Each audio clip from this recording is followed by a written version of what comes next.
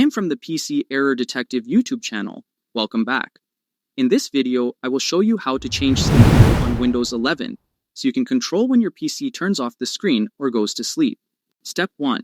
Open the search menu from the taskbar. This is where you can quickly find Windows tools and settings without browsing through multiple menus.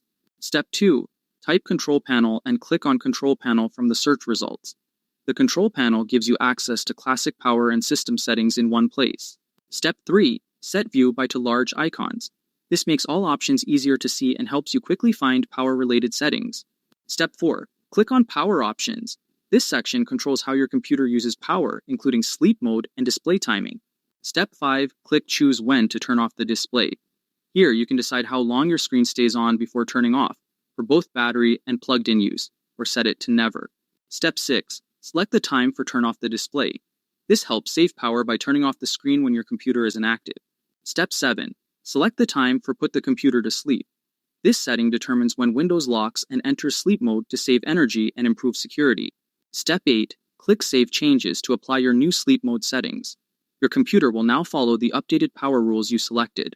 Thanks for watching, and don't forget to subscribe to the PC Error Detective YouTube channel for more helpful guides.